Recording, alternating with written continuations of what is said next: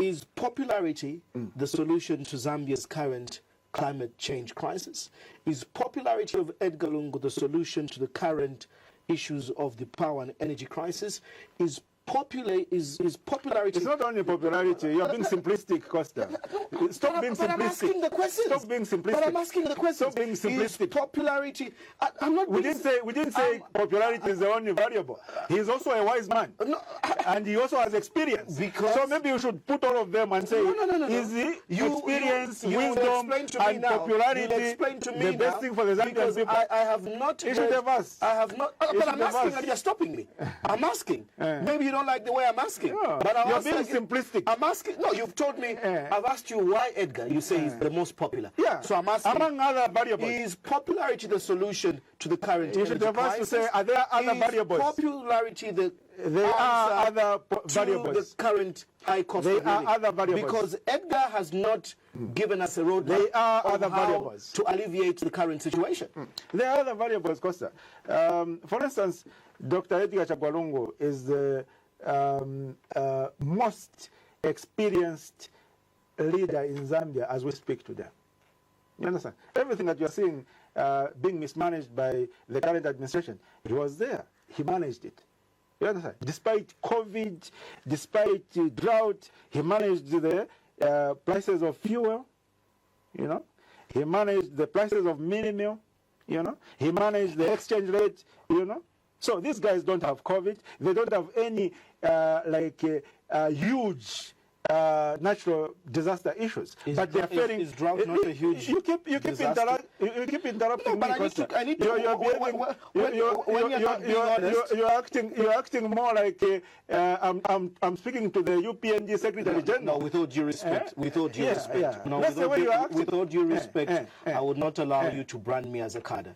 No, I'm not saying you're a cadre. I'm saying you're acting like a cadre. No, but if I keep you accountable, is it true? You're not keeping me accountable. You are arguing with me and you are not allowing me to explain. No, but when you say... If I was having this discussion with the UPNG Secretary General, then maybe I would understand. But I'm having this discussion with you. The projects that the Patriotic Front put up. Changed Let me finish. Am I allowed to speak? Yes, but I'm keeping you accountable. We're having an argument, not an interview. Can I speak? I'm trying to keep you accountable. You've challenged me on the issue of quality. You said on this platform. You have challenged me on the issue of quality. So can I explain? Okay. Or do you want to keep on talking? Can I explain? In the same project, and I'm speaking that from experience. Let me cite a specific example. I think I will not allow you to just give opinion. Okay. I want you to. Let me give you. Yes, I'll give you a specific example. I want you to be accountable for things you've said on this. Let me give you a specific example. No, I won't. Let me give you a specific example. You to run away from your accountability. You're a public leader.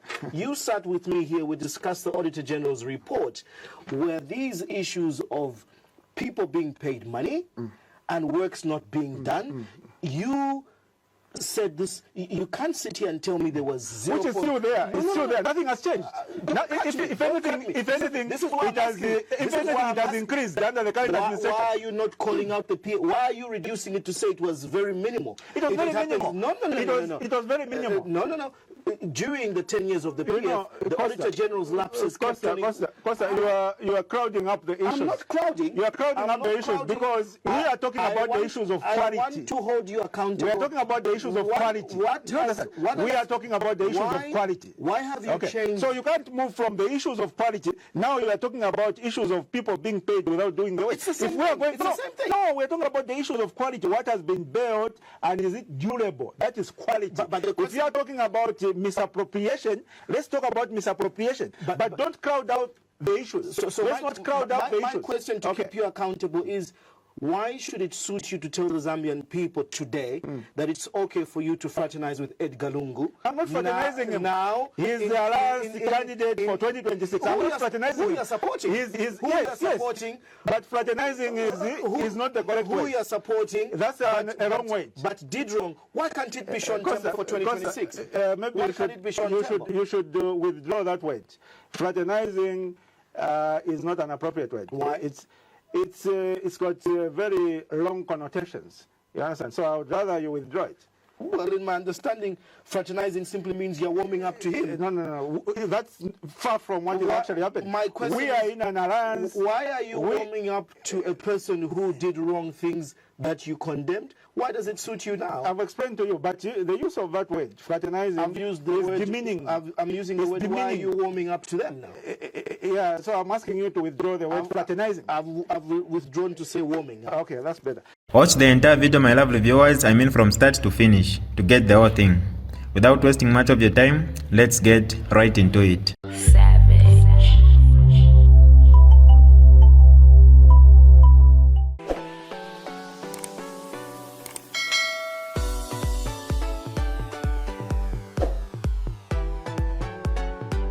Hi lovely viewers, it's me again, your one and only Mutati Mpundu. Welcome to my YouTube channel. If this is your first time on my channel, kindly subscribe to my YouTube channel by hitting the red subscribe button down below and turn the bell icon to join the notification squad. Don't forget to like, share and leave a comment. Tell me what you think about this video in the comment section below. I'll be super glad to hear from you lovely viewers. The Patriotic Front found domestic debt at about 38 billion kwacha. And over the 10-year period that they were in office, they moved it from 38 to 78 billion. That's a total borrowing of about 40 billion kwacha. Now, you look at the infrastructure they did, well and good. It's visible, you can see it. You look at Levi Manawasa Hospital, International Airport, this and that. Now, you fast forward to UPND. The UPND took over domestic debt on the 26th of August 2021 from 78 billion to the current 232 billion kwacha. You understand? That's an increment of about 160 billion kwacha over a period of 3 years. 160 billion kwacha. And then you say, okay, fine, you've borrowed all this money. You've borrowed about 4 times more than the Patriotic Front in their 10 years. What have you done with this money? What infrastructure have you done with this money? We saw the face of Lusaka change. We saw these flyover bridges. We saw Great East Road being expanded into 6 lanes. We saw this and that under the PF with the 40 billion they had borrowed. You, UPND, with your 160 billion kwacha which you borrowed, what have you done? I struggle to point at any significant infrastructure project. Let me finish, Costa. Let me just finish. Give me a minute. Okay, give me a minute. Just a minute, please. Just a minute. Don't try to speak more than the guest. I'm the guest here. No. Okay, just a minute. I'm actually giving you justification just a minute. for my question. Just a minute. So, on that basis, I then realized to say, in as much as I was challenging the Patriotic Front government on the issue of debt contraction, on the issue of the distribution of infrastructure projects, I was actually to some extent being unfair to them. You understand? Compared to the UPND. So right now, one of the reasons that I've decided to work together with the Patriotic Front, that I've embraced my brothers and sisters in the Patriotic Front, is because I have some guilt in the back of my mind that I was being unfair on them in terms of the way they were running the government, that it was not as bad as I understood it or as I portrayed it, and that they were far much better than the way they were actually portrayed. And I've got no shame to say that to the public. They were far much better than the way they were portrayed. Of course, I'm not saying they didn't make mistakes. They made mistakes. For instance, on the issue of cadreism, there is no excuse.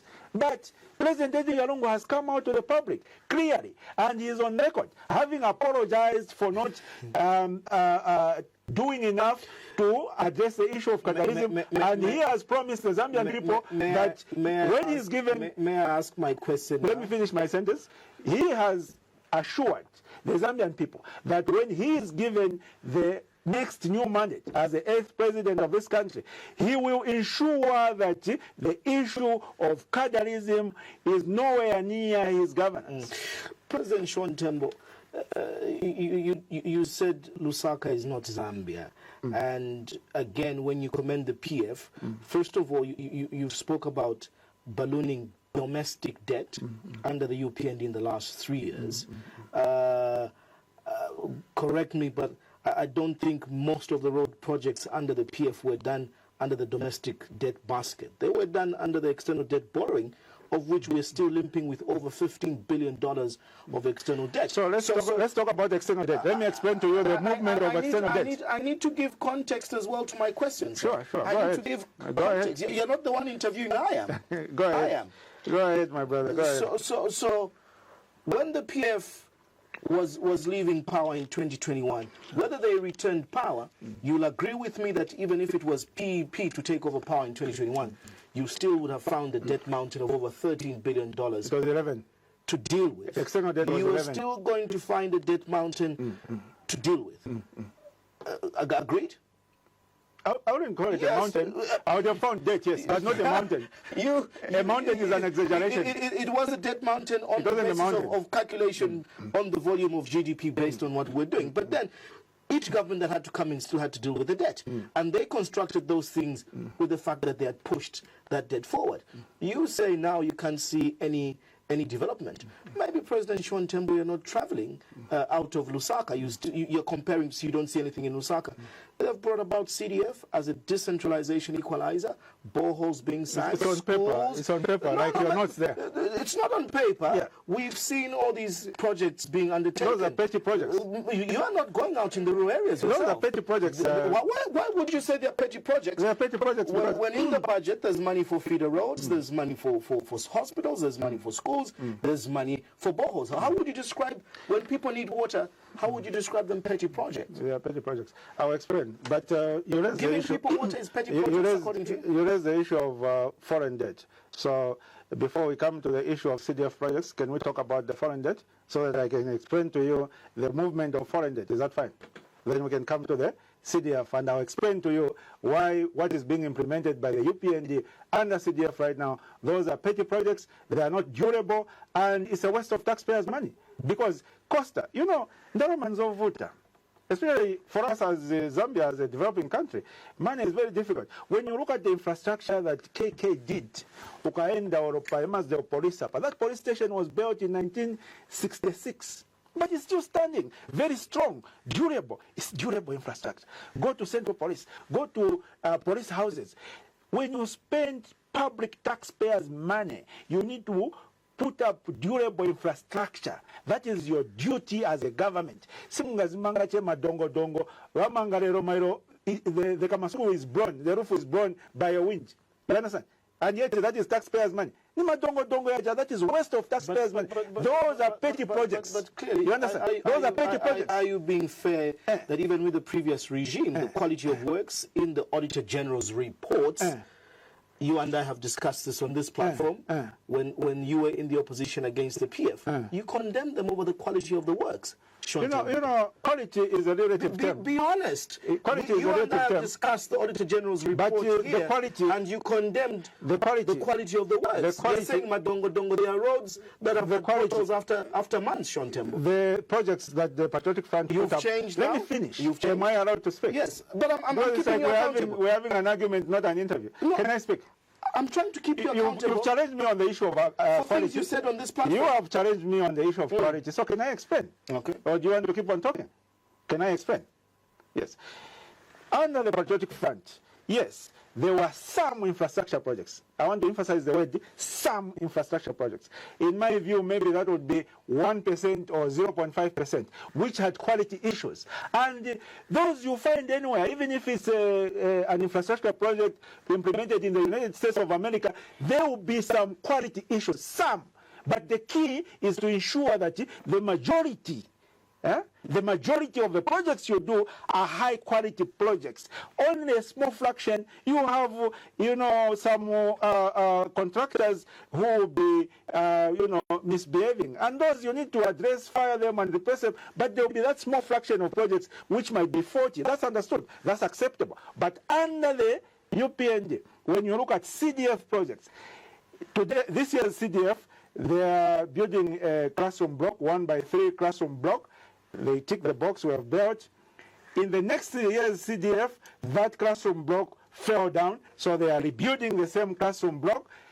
Again, they tick the box that we've done a classroom block. The next year, the roof of that classroom block again has blown. You can't be wasting taxpayers' money doing the same project. And I'm speaking that from experience. I think, let me cite a specific example. I think I will not allow you to just give opinion. Okay. I want you to let me give you this. I'll give you a specific example. I want you to be accountable for things you've said on this platform. Let me give you a specific example.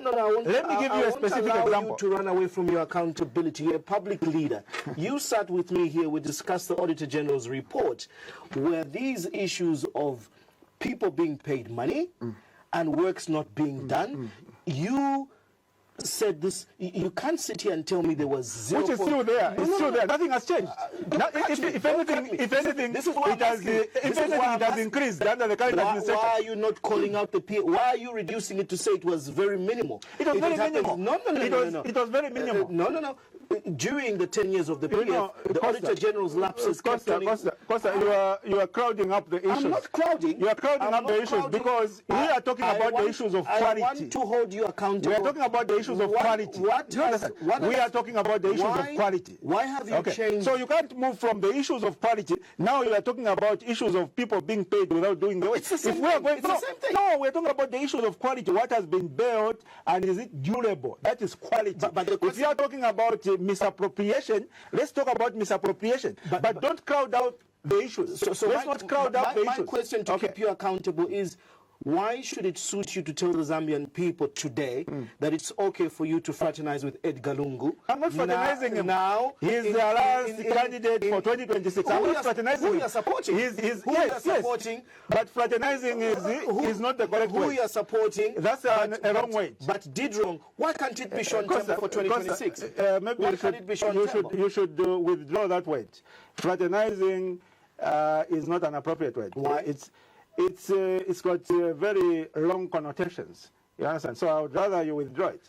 Well, in my understanding, fraternizing simply means you're warming up to him. No. That's far from what is actually happening. My question we are in an alliance. Why are you warming up to a person who did wrong things that you condemned? Why does it suit you now? I've explained to you, but the use of that word, fraternizing, I've used the word demeaning. I'm using the word. Why are you warming up to them now? Yeah, so I'm asking you to withdraw the word fraternizing. I've withdrawn to say warming. Okay, that's better. You know, Costa, you're raising too many issues, but I'll try and address each one of them.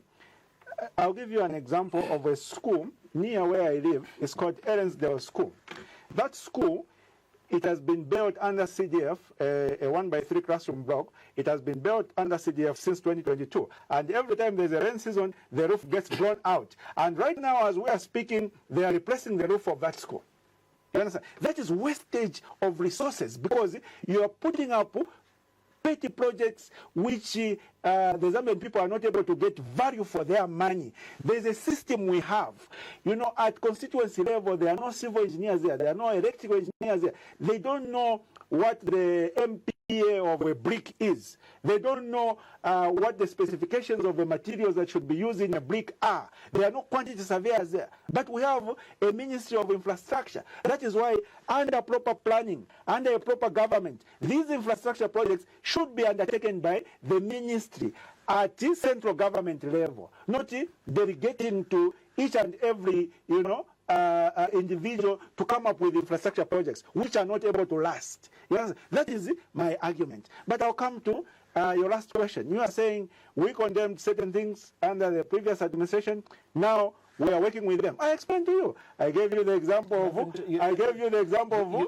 You are running away from my question, and I'll ask it very directly to you. Ask it again. Why have you changed? I haven't changed. Why have you changed your views? Why does it suit you to support the same Edgar Lungu that you condemn now? But just because you have warmed up together in an alliance? But Costa, I thought I was explaining to you. I gave you the example. Listen, and I said, why can't it be you? Why should it be Edgar Lungu? Listen. Why I gave you the example to say, for instance, debt contraction. We thought the PF were over borrowing, but we had not seen the UPND. The UPND have borrowed 4 times more than the PF in 10 years, and yet they've done it in 3 years. So we were being unfair by condemning the PF to have overborrowed. I explained that to you. So how many times do I want to explain? Why not Sean Tembo? Why Edgar Lungu? For 2026. Because, in my view, there is a time for everything. there will come a time that Sean Tembo should be on the ballot as a presidential candidate. And there is a time, right now it's a time for Dr. Edgar Chagwa to be on the ballot as our presidential candidate, as the Tonse Alliance. For the simple reason that, in my considered view, he's the most popular candidate. If anyone is going to win us the 2026 election, it is Dr. Edgar Chagwa. So why should we gamble? And for me, Costa, for me, I know for sure that, you know, the 2026 election is a matter of life and death. Okay, if we don't win 2026 elections, all of us in the opposition, all of us, even those who feel that they might not, all of us, in my view, will end up in prison. Because President Hakainde Hichilema wants to get rid of all the opposition. Why would you be in prison if you haven't committed any criminal offense? No, you don't need to have committed an offense. You should pass by the magistrate's court there every now and then and try to monitor some cases. There is no justice taking place. They don't care whether you are guilty or you are innocent. Provided you are an opposition leader, you are going inside. You'll be convicted. That is the state of our justice. That is the state of our judiciary today. But if you say there's no justice, there's no justice in this country, President Tembo, you, among so many political leaders, are one among the few that I know is very proactive in testing our justice system by taking matters of public interest to court. And in a justice system that you don't believe in? Well, you need to... How can I come here and say there is no justice if I haven't experimented in various court cases? You've won some matters. I won, you know, let me give you the statistics, Costa. Under the Patriotic Front, I took 7 matters to court, including that matter of the fire tenders. I'm sure you remember it, when they arrested us at Central Police there, when we had given notification. We took that matter to court. We won that matter at the High Court.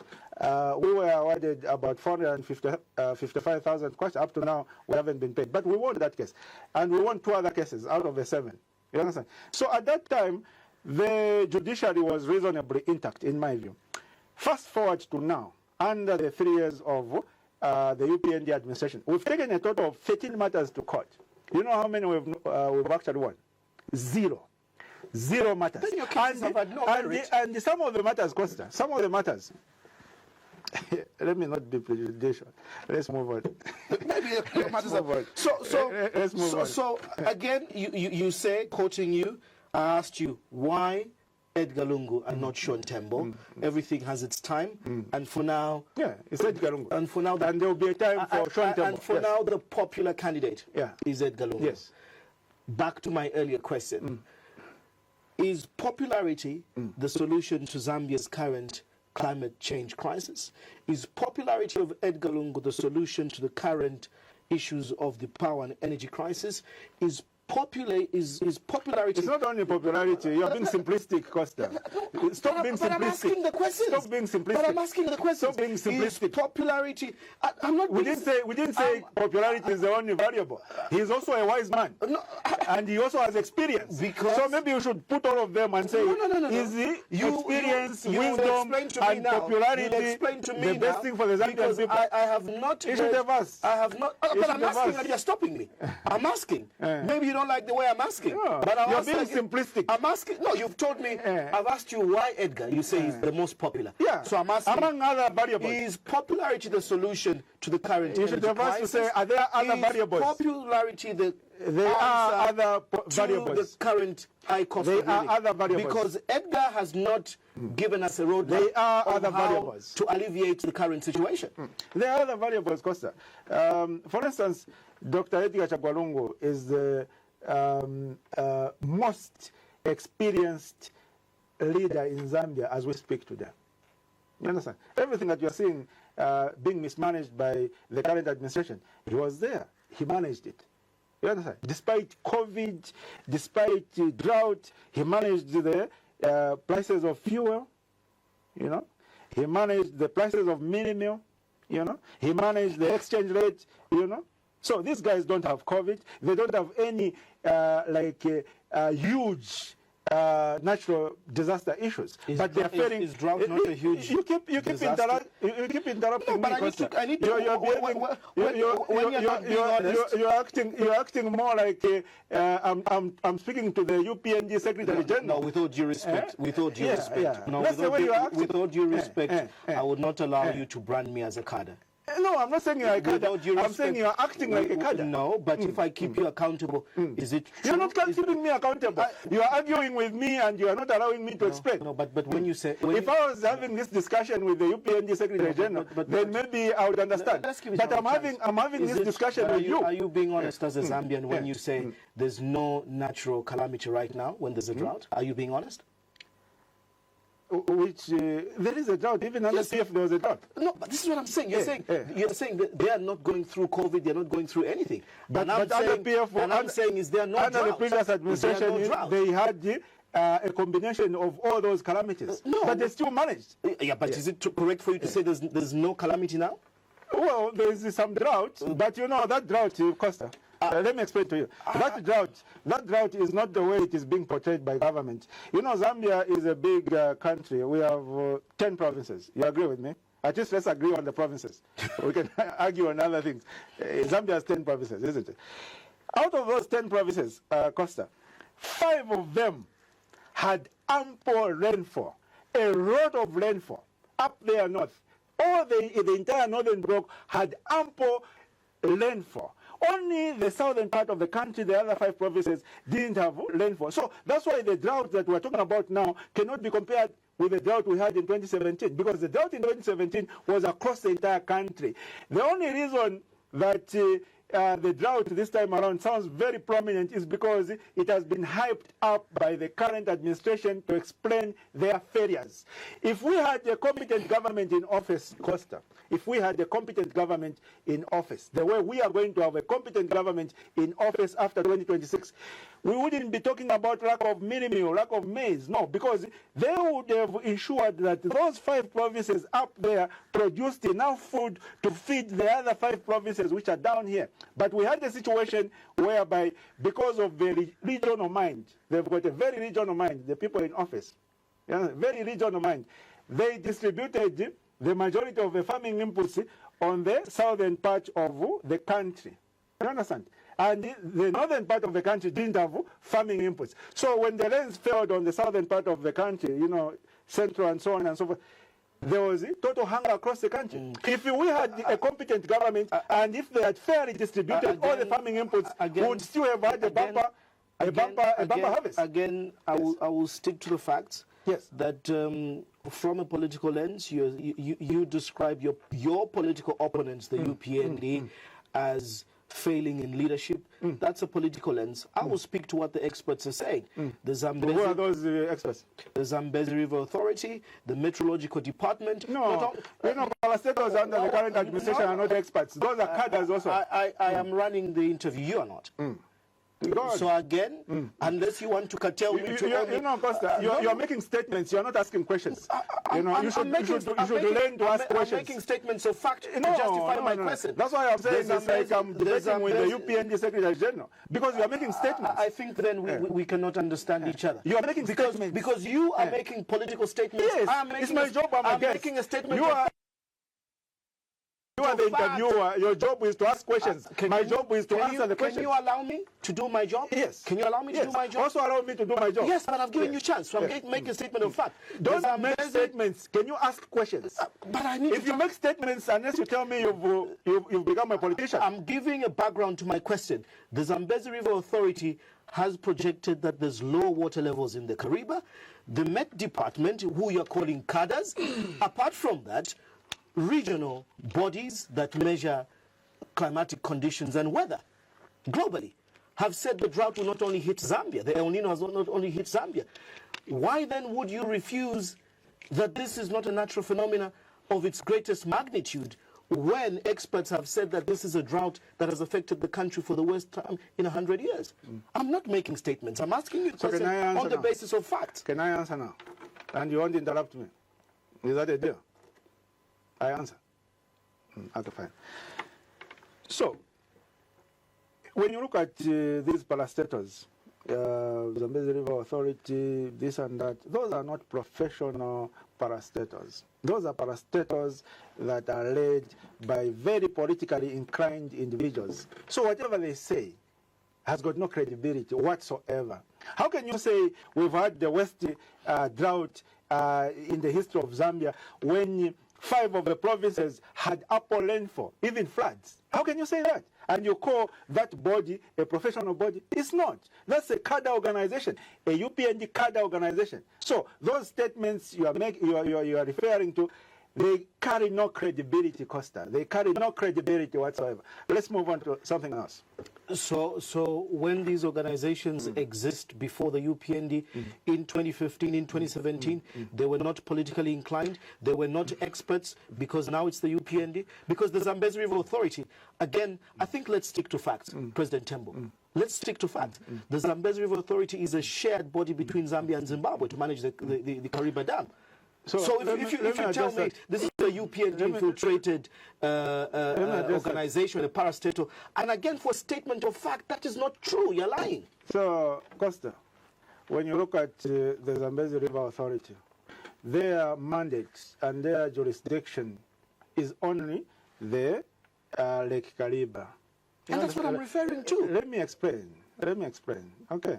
So, the Zambezi River Authority cannot have jurisdiction, they cannot have mandate to pronounce the whole lot of Zambia as having had the worst drought in the history of this country. They have not done that. That's what you said earlier. No. That's what you said earlier. So the Zambezi River Authority can speak about the Kariba Dam. Let me finish. No. I'm explaining. Let me finish. I will not allow you. The Zambezi River Authority can speak authoritatively about the Kariba Dam, but they cannot speak authoritatively about the rest of the country. No, President Tembo, please let's respect each other. I did say here that the Zambezi River Authority gave statistics over the water levels in the Kariba, hence the current energy crisis. I said that.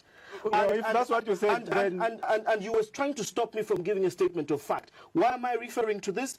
Because you and I know very well, this is not rocket science, that the Kariba depends on rainfall and hydro sources. That's why I'm referring to them. On the current drought situation, I said the Met Department, who you called parastatals and cadres, and I further widen it to say it is not only the Met Department in Zambia, but regionally and globally, and an El Nino has been categorized. So, Costa, any institution, whether it's a Met Department or anything, any institution that tells me or tells the Zambian people that we had the worst drought in the history of this country, that institution doesn't have credibility. Because like I clearly... So even when the global... I allowed you to speak. There's an area in the region. I allowed you to speak. So can I speak as well? Okay. I allowed you to speak.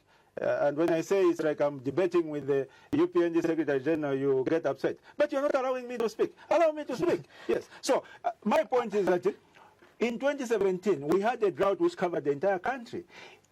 In this year and the previous year, we had a drought which covered 5 of the 10 provinces. In 1992, I don't know if you remember, 1992, we had a drought, in my view, the worst drought in the history of this country, when we were eating yellow maize and we were eating yellow bread and yellow buns. That was when we had the worst drought in the history of this country. What we had this year is not the worst drought. What we had this year is the worst government to handle a drought. And this is why I'm saying let's stick to facts rather than in your view and opinion, because those are facts.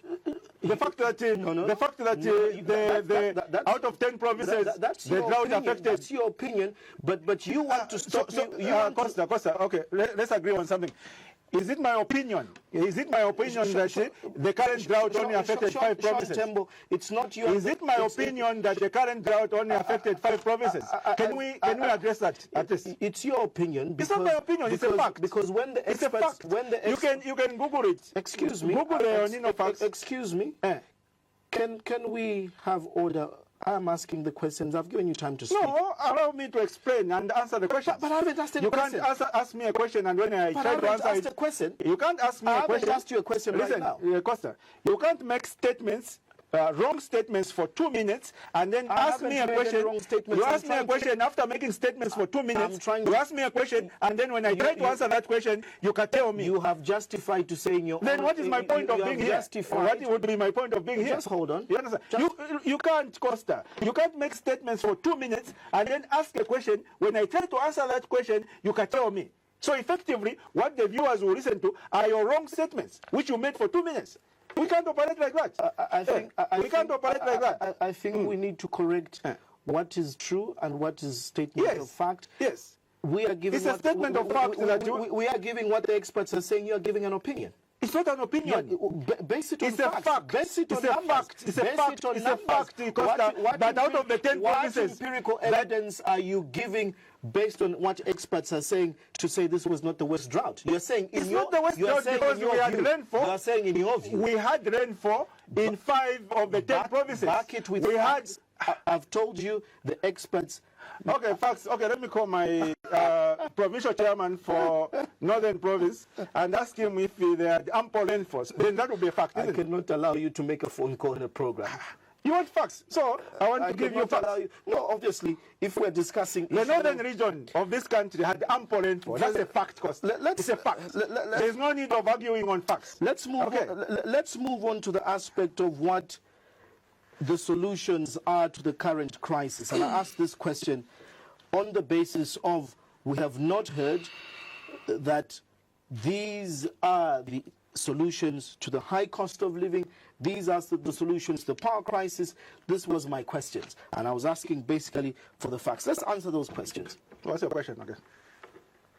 What is your candidate promising as solutions to the current problems? Well, you know, my candidate, Dr. Edgar Chagwalungo, who is the 6th Republican president and soon to be 8th Republican president, first of all, he is not going to start his presidency from zero. He's going to start his presidency with experience from his previous administration. You understand? So when you talk about issues like agriculture, one of the reasons we don't have food security right now is because the current administration are failing to deliver farming inputs.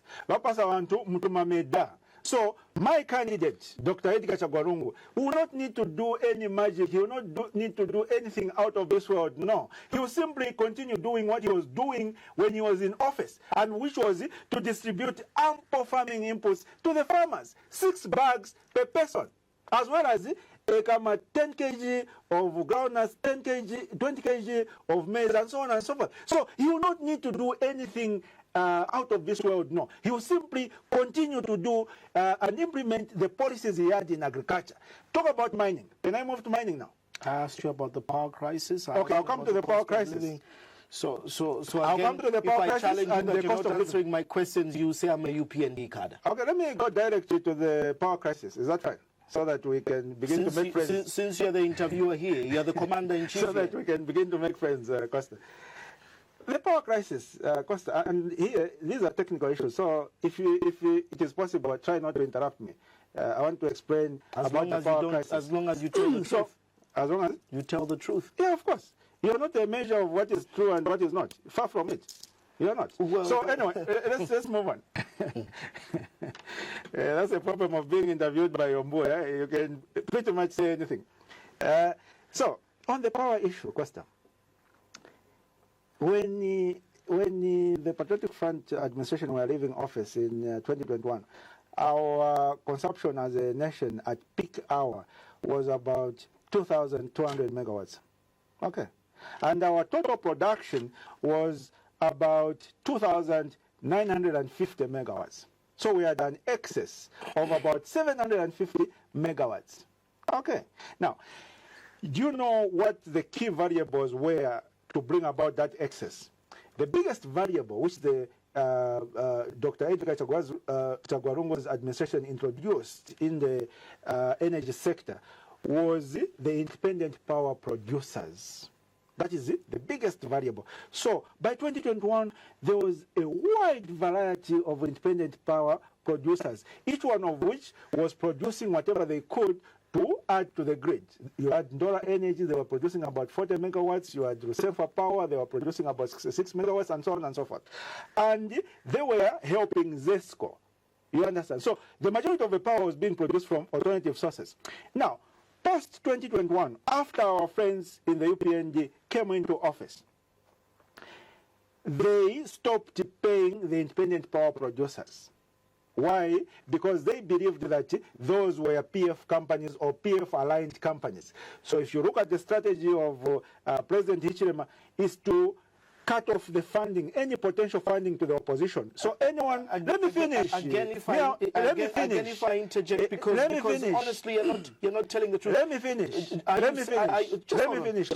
Let me finish. You are spoiling the interview, Costa. You are spoiling the interview. Are you saying? You are spoiling the interview. Let me finish. No. I want to ask you the question on what you've said. Are you saying during the PF, the IPPs were never owed by ZESCO? They were owed, but they were being paid. You understand? So they would accumulate maybe 3 months arrears, but then they would liquidate, and then it was a rolling basis. But under the UPND completely stopped paying all the independent power producers. That is why, Costa, that is why companies like Ndola Energy shut down. Companies like a lot of companies, even Mamba Koreans, at some point, they literally shut down completely. So by the time the drought was coming, we had, because our economic activities had shrunk, so even the demand for our power had kind of shrunk. So by 2023, our total demand at peak hour was barely about 2,000 megawatts. And our total generation was largely dependent on ZESCO, largely Kariba. So it was literally matching. It was like this. Because most of the independent power producers had shut down because the UPND was not paying them, in the fear that they were connected to the previous administration. So by the time the drought came... So you agree that let me finish. By the time, yes, there was a drought. It's just not the worst drought in the history of this country. I don't agree with that exaggeration. But I agree there was a drought. It's there for all to see. And I've said it earlier, that half of Zambia had a drought and the other half had ample rainfall. You see that you are not being a politician. Did I say there was no drought? No. You said there was no calamity. No. You said there was no calamity. I didn't say there was no drought. I said half of Zambia had rains, the other half had the drought. So you are manipulating things. No, you are manipulating things, Costa. I can't manipulate. You're putting words in my mouth. No, I'm asking you. You're here to answer for yourself. Let me finish. So by the time the drought came, the independent power producers who were producing power from alternative sources were completely off the table. That is why, in terms of load shedding, the impact is higher. Had the UPND administration maintained those independent power producers, we would not have been this adversely affected by the shutdown of Kariba, because we would have still managed. Let me finish, Costa. No, I just want clarity. So what you're saying is we're in this situation due to the lack of payment to the IPPs and not more so the drought. So that is, there are two key issues. I'm trying to clarify what you're saying. There are two key issues. So one is the refusal by the UPND administration to pay independent power producers, which resulted in all of them, pretty much all of them being shut down. And when the drought came, then that's when government was now scrambling, trying to pay them so that they can recommence production. You saw that. You saw Ndola Energy, even the president mentioned it. He said, no, we've paid the independent power producers, they should be able to put some power on the grid. They said that. It's in the public domain. So there was that issue. That is number one issue. The number two issue, why the load shedding is so pronounced, is because of the continued export of power despite the drought. Up to now, power is still being exported. So those two issues are the issues which have compounded the load shedding. So let me ask a follow-up, and again, back to my question. In Ndola Energy, for example, you said the PF left it at 40 megawatts and they were paying them on time. The UPND took over and they were not paying them. Are you aware that Ndola Energy has ramped up production to over 105 megawatts? Well, it's possible. It's possible. Because now government is being desperate and they are now paying them. Are you aware? But the point, I'm not aware. I'm not aware. So when I tell you, you tell me I'm behaving like a cadre, but that's a fact because... I don't know if it's a fact. It was announced. To be honest, I don't have much trust in anything you say. Well, then don't come to this show then. No, because Then don't you've come to this show then. demonstrated that you're able to put words in my mouth. It's a fact. It's a fact. I don't There was think it's a launch. fact. It is a fact. I don't think it's It is a a fact that Ndola Energy has You know, there are ramped two up. issues, Costa. That's number one. Number two. Let me just ask you. Let me clarify something. Number two. Costa, let me clarify something. There are two issues when you are dealing with the current administration. There are two issues. There is the reality and the plan. So you are talking about. I'm not talking about. Listen, let me finish, Kangi. Let me finish. So when you because I heard you before I interrupted you, I heard what you said. You said there was a launch. So at that launch, what was said is the plan to produce 105 megawatts. Not that there is actual production of 105 megawatts. I just wanted to provide that clarity. Unfortunately, I'll need to end the interview because we can't agree on anything. First of all, you're calling me a cadre. You're calling me. We've been here for more than an hour. I'm sure you've recorded enough. You're calling me non-trustworthy. But for the journalist that I am, I think I will not be allowed to be called such names because statements that have been released by ERB with proof of how much Ndola Energy is I don't believe that. So I don't believe that. I will not argue with you on that. But what I will not be accept is to be called a person who's misrepresenting facts. You are. No, it's a matter of fact. This Ndola Energy is producing over 105 megawatts. You know, you misrepresented facts on the issue of the drought. Thank you so much for coming to this interview. It's a pleasure to have you. We end tonight's interview on that note. My guest has been the Tonse Alliance spokesperson, Sean Tembo. We've been discussing the formation of the Tonse Alliance. They've endorsed President Edgar Chagwa Lungu as their candidate for the 2026 election. We wait and see what happens, obviously, on the formidability of this alliance. They pledge that many more opposition members will be joining them. And obviously, on the fact that on the 10th of December is that ruling over President Lungu's eligibility. This is DJ Mutati exclusive. Alright, that's all for you today, lovely viewers. If you did enjoy the video, please don't forget to leave a comment in the comment section below. Tell me what you think about the video you just watched in the comment section below. I'll be super glad to hear from you, lovely viewers. Once again, I go by the name of Mutati Mpundu. I love you, peace, I gotta go.